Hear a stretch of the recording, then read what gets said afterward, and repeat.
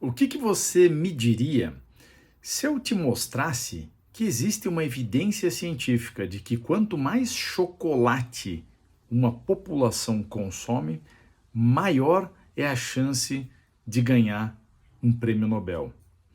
E se eu, inclusive, dissesse para você que a partir de hoje nós temos que implementar uma política aqui no Brasil de colocar chocolates nas merendas escolares. Obrigatoriamente as crianças teriam que comer chocolate de manhã, à tarde e à noite para aquelas que estudam nesse período. Assim a gente ia aumentar as chances do Brasil ganhar um prêmio Nobel. Eu tenho certeza absoluta que você ia dizer que eu sou maluco ou que eu sou inocente, mas você deveria fazer a mesma colocação quando alguém fala para você que armas diminuem a violência, por exemplo. Espera aí que eu vou te explicar. Tanto a relação entre chocolates e receber um prêmio Nobel, como também a relação entre armas e violência são correlações. O que isso significa? Uma correlação dentro da metodologia científica é como que duas variáveis estão associadas. Então vamos falar que aumenta o consumo de chocolate, aumenta a quantidade de pessoas que ganham o prêmio Nobel. Isso é uma correlação positiva. Vamos falar aqui que aumenta a quantidade de armas, diminui a quantidade de crimes violentos. Isso é uma correlação negativa, né? Então, isso significa que é uma forma que os cientistas encontram para saber quando uma variável aumenta, o que acontece com a outra? A outra aumenta, a outra diminui, ou quando uma variável diminui, o que acontece com a outra? É uma associação. Dentro de uma correlação, a coisa mais importante que existe é que você não pode afirmar que existe uma causalidade, que chocolate causa ganhadores do prêmio Nobel e nem que armas causam a diminuição da violência. Porque dentro de uma correlação, você não sabe qual é a direção da causalidade. Se, por exemplo, são chocolates que aumentam a quantidade de ganhadores do prêmio Nobel, ou se, quando uma nação ganha muitos prêmios Nobel, essa nação enriquece e de repente é uma nação que as pessoas podem se dar o luxo de comprar mais chocolate. A mesma coisa acontece com armas e violência. A gente não sabe, né, se armas diminuem a violência ou se a diminuição da violência que faz com que as pessoas tenham medo de repente de perder a sua paz e para isso elas compram mais armas. Aliás, essa correlação não existe, tá? A correlação entre armas e violência, uma unanimidade entre os principais cientistas dessa área é que quando aumenta a quantidade de armas, aumenta a quantidade de crimes violentos.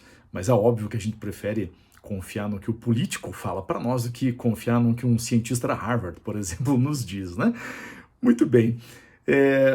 Para você aprender a pensar melhor e você a tomar decisões que são mais precisas, assim como os nossos governantes que precisam tomar decisões mais precisas, é necessário que a gente entenda de metodologia científica.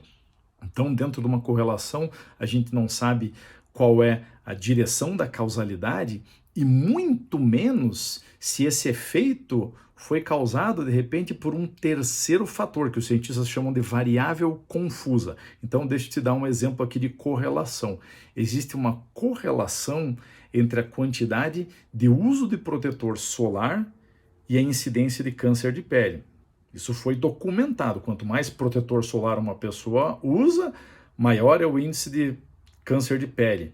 Ou, de repente, o contrário, né? Quanto maior o índice de câncer de pele, mais as pessoas ficam assustadas e mais protetor solar elas podem comprar. Então veja como ela vai em ambas as direções. Mas eu posso falar que o uso de protetor solar causa câncer de pele? Eu não posso falar isso, porque isso é uma correlação. Então, o que as pessoas não se dão em conta aqui? Que existe um terceiro fator aqui fundamental, que é a exposição ao sol. Essa é a variável confusa. Quanto mais exposição eu tenho ao sol, mais protetor solar eu uso, né? E maior o índice de câncer de pele. Ou se eu não uso, de repente, protetor solar, né? Mas me exponho bastante ao sol, existe uma incidência maior de câncer de pele. Então, vocês estão entendendo como o mundo é complexo e a gente não pode ser raso em analisar as coisas analisando só duas variáveis, né? Porque a gente tende a ser simplista na nossa descrição de como o mundo funciona e como os fenômenos se movem aí nesse mundo da ciência. Quando você quer descobrir uma causa, você não pode correr para uma correlação. Você deve fazer um experimento científico. É o experimento científico onde o cientista pode indicar que X causa Y. Então, se você gostou desse vídeo, acha que tem mais gente que precisa escutar e saber a diferença entre correlação e causalidade, eu espero que você possa compartilhar esse vídeo. Se você gostou do conteúdo e quer aprender a pensar de uma forma melhor, pensar como um cientista, continue me acompanhando por aqui, porque todos os dias tem conteúdo de altíssimo nível para você aqui nas minhas páginas. Um abraço e até a próxima.